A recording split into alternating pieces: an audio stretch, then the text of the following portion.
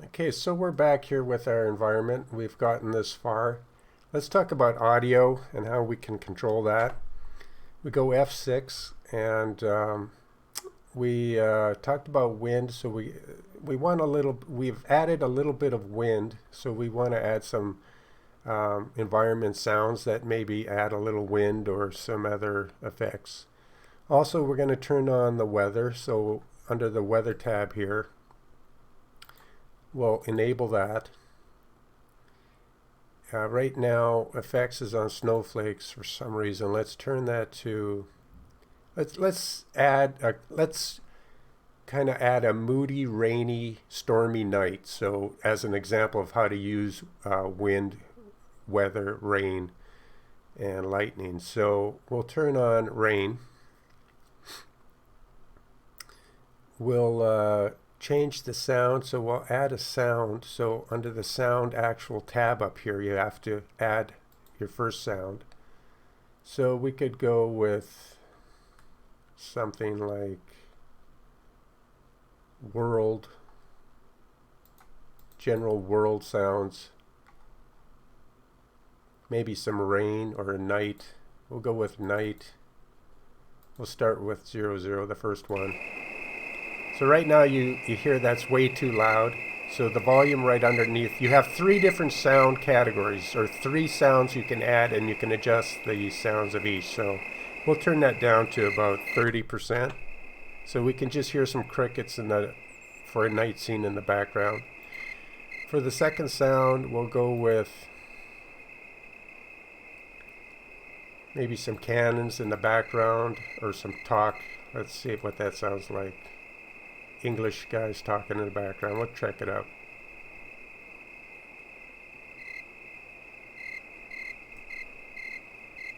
I don't really hear anything, so we'll try something else. We'll go back. Detonations, mission sounds, world sounds. We'll go back to the world sounds. Cannonade in the background, where we could do like insects, but we do hear crickets already. We could go thunder, even though that has its own tab there, so we won't do the thunder. We could go rain dripping because we're going to add rain, so that's a little high obviously, so we'll go down to 20 on the rain. Just a little bit of rain. You don't want the sound to overwhelm your gameplay. You want it just to be a background, and the crickets are a little bit high. So we'll go 20 on the crickets in the night. So that's good for a start, and we have one more sound we could add later if we want. But let's get to the thunder and lightning tab. But before that, because we want it to be a rainy, kind of almost a night scene, we're going to turn the brightness down. Go to the brightness tab up here, and let's go 0.7. So now it's darker. The haze, let's bring that down even a little bit more. Let's bring in the amount and also make a darker haze. So now we want haze to start quicker. So let's change that down to 300. So this haze is quicker, closer to the camera, and it ends closer, say 4700. So now you can see it's more foggy and rainy, darker. And because we've added more haze, we need to bump up our contrast. So go to the color correction. Now we want our contrast up to 1.26 hertz. That's 1.26. So now we get more definition again. But we still have a kind of a dreary, rainy kind of effect, but we brought our contrast back. So that's looking okay. Let's in fact have the haze start right at the camera. Or let's go 100, just a little bit off the camera. So now we've gone from a brighter situation with good weather to kind of a rainy, looks like a dreary, kind of wet evening. We may want to darken up just a little bit more for the lightning shows up. We could turn on our night so that when you get into the town, the lights come on. That's up to you if you turn the night tab on. So we'll leave the night tab on for now. But sometimes that glow can look a little artificial and cheap, kind of fake, because it's they all have the same type of white glow on them. But it depends. It's up to you. We'll leave that on for now. Let's go back to the thunder. Now we have a lighting situation that actually looks more like it could be thundering and lightning and raining out. So to the weather tab is turned on. Effects of rain is turned on, but you may want to turn up the density of that rain. Right now we're at 180, but you don't really see raindrops, do you? So we have rain enabled, but there's not enough density of it. Let's go to 500. Maybe 5,000 on the density of the rain. Let's see if that... Let's see, what am I missing here?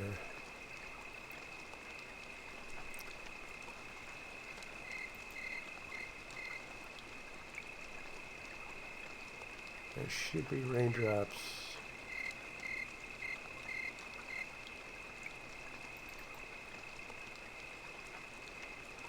Let's change it to rain at night. There, now we get the raindrops. I think when you switch to the night, you have to have the night rain on actually. So now we see the odd raindrops, but it's not interfering too much with our view. And the density amount can change that, I believe. So if we just went to, say, 100, should be less, unless it's got to be maybe 10 to be less. So yeah, you can control the rain to a certain amount. So that's less rain. Maybe we'll go 50 on the rain. So that's brought a little bit more raindrops. So now we're getting that really nice effect from a nice kind of late afternoon, good weather day to the rainy night, which is going to start to storm now. Thunder over here, we turn it on. The interval should be, if you want thunder and lightning very often, like every 30 seconds, you could put 30 or 20. So let's do that just to start here. And then we can change the sound and the color of the flash. So let's add a sound here of thunder.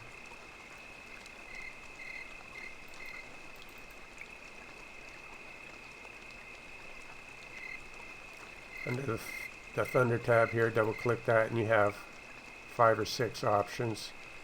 Number 1's or 00 is probably used the most. Let's start with 05. And we'll just wait for, we'll turn the interval down to maybe like 5 or 4 to get some thunder happening quicker. And the flash of light you can also control. Usually it's way too much by default. So let's enable that. So now we should get a flash and then some thunder. There's the flash. Usually that flash to me looks way too artificial, too bright. Although I do like that thunder sound. It's kind of a distant thunder, nice distant sound. But let's change that interval back up to something reasonable, maybe 45 to start, every 45 seconds. The color of it, we can crank that way down. I usually turn that way down, the color of the lightning flash. Because when the lightning flashes over your whole map, it's too white, too bright, it looks, it just screams artificial, fake. So I turn that flash way down. And maybe you could turn the interval really low while you really craft your lightning flash color and amount. So wait for the next flash here. We want a flash, but we don't want it to just light up everything and make everything look CGI. We want just a little bit of... There. Now that's too dark. That's too dark. So let's go back to the color. Brighten that flash up again.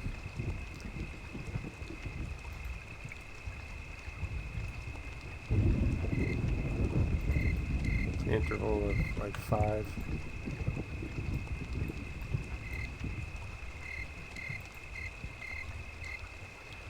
It's getting a little closer, but still too bright, so usually I mess around with that a little bit. You can see it's a little bright. Let's back it down a little bit. Try that again.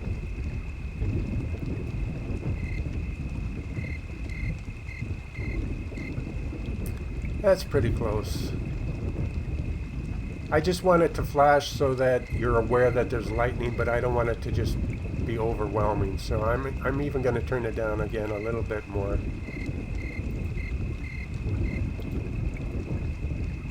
And then we'll turn the interval back down to something more natural, like maybe every 100 seconds. There, now that's working for me. So now that I have everything adjusted, the sound, and we'll go an interval of every 100 seconds, we'll get a flash.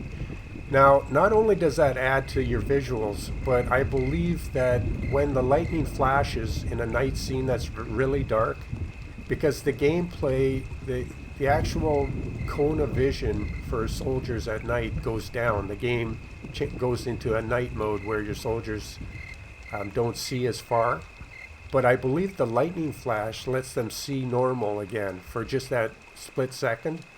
So at night, when you're doing a very dark scene and you have lightning in your map, it actually affects the gameplay, because when lightning flashes, and if your soldiers are out in an open field, normally the Germans wouldn't see you or the enemy wouldn't see you, but when that flashes, I believe they will actually be able to, for a split second, they get normal vision, just like you would if you were out in the field. So you got to be aware that it adds to gameplay when that lightning flashes, and that's why I like to have a little bit of lightning and thunder in my maps at night. It adds a little extra.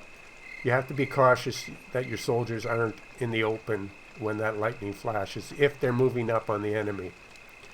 So today we've gone from a map that was basically a daylight, nice. We adjusted everything, including the wind, the sounds, direction of the light. I turned off the sun and moon, the actual disk. We don't need that right now as a guide. And then from here, you can change this even into a darker, colder. You could change the rain to snow, and you could change the tone and the strength to a bluer, more wintry, cold tone. But I hope this helps you to understand the F6 environment tab a little better. One other thing I mentioned I was going to talk about is the video overlay. This is something that adds a little extra touch to a scene. It works best in the desert when you have sand blowing and lots of black oil smoke and a lot of ambient kind of weather effects. And so when you turn on the video overlay tab down here, nothing happens to start. If you turn it on, then you get, well, first of all, nothing would happen because I already have this turned on. But when you, by default, do that, so just to show you what happens by default, when you turn this on, you won't normally see anything until you put that file in here. And this file here, not sure why it's not going back up to, let's try that. Okay, so if you turn on your overlay, it's doing it automatically for some reason. But you may not see, when you go to your video overlay by default, if you've never used this before, when you turn it on, you may not see anything. You have to go down to the file underneath and load that. So that's what I did here.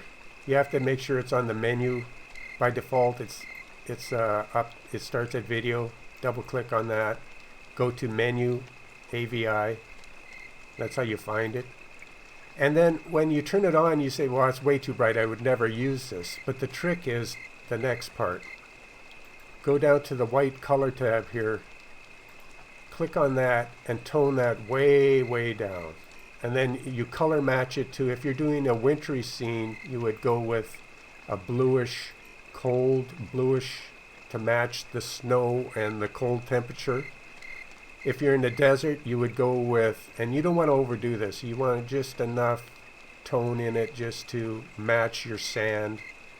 But for today, we have a foggy, rainy night. We'll go with something more white, a little warm to match our scene, because we'll go a little bit warm. But we'll now turn this bar on the right way down to almost black. Almost black. Okay, so let's try that. So now what have we done here? We've added a video overlay just over the camera lens, which is nothing but a sequence of images of a cloudy kind of, and it will pass over and out kind of like fog and a little bit of haze would. And you can see it coming in now, a little bit. And then it dissipates automatically. It's on a cycle. But what that does is just adds with the rain. And then if you bring in a little bit more haze, so if we go to the haze tab here and switch that from haze starting right at the camera, so at 0, and an end at maybe like 2700. Now you can see we're getting a really hazy, wet, and then when the lightning kicks in, you can see that you've made a real atmosphere here. So let's just end it. Let's turn on the interval back to 22 seconds. And then when it flashes and the lightning and the smoke from the battlefield, all the smoke from the wrecks, and you could add in some special effects smoke generators on the side that blow across your camera map, you end up with a very convincing, really a lots of atmosphere to your scene. So if you enjoyed this video, please give it a thumbs up and like and share, be part of the community, and let's make something out of this channel. Till next time.